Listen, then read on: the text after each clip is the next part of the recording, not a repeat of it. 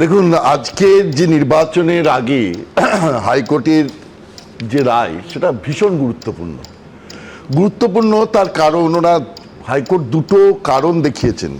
বদলির কারণ ব্যাখ্যা করা বাধ্যতামূলক নয় এবং ধরে নিতে হবে সুষ্ঠু ভোটের স্বার্থেই নির্বাচন কমিশন এই ট্রান্সফার করেছে। এই রায়ের প্রভাব কিন্তু শুধু পশ্চিমবঙ্গে নয়, এটা সুদূর প্রসারী, মানে সারা ভারতের সমস্ত রাজ্যে এই রায়ের একটা প্রভাব পড়বে।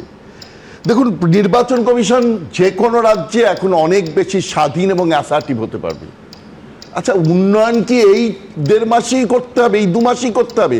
5 বছর উন্নয়নের সময় গেল না, এখন এই কজন IAS IPS অফিসার বদলি হয়ে গেল, তাতে উন্নয়ন একবারে জলাঞ্জলি গেল। যদি যায় তো যাক, স্বাধীনভাবে নির্বাচনটা হোক।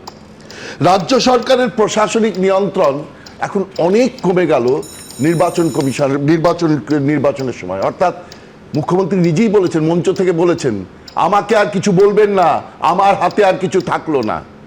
রেশনের কথাও বলেছেন, মানুষ রেশন পাবে না। মানুষ রেশনের নিয়মে পাবে।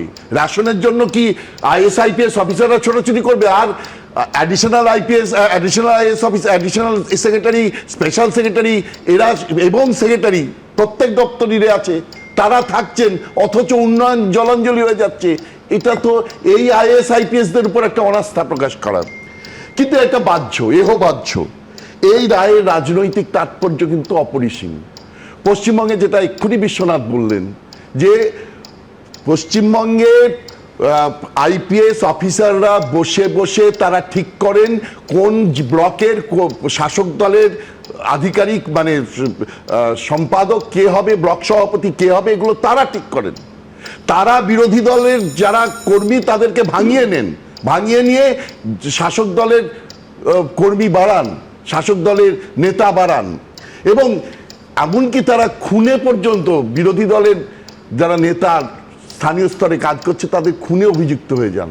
তো এই ধরনের DM ADM SP দিয়ে পশ্চিমবঙ্গের নির্বাচন নিরপেক্ষভাবে হওয়া সম্ভব?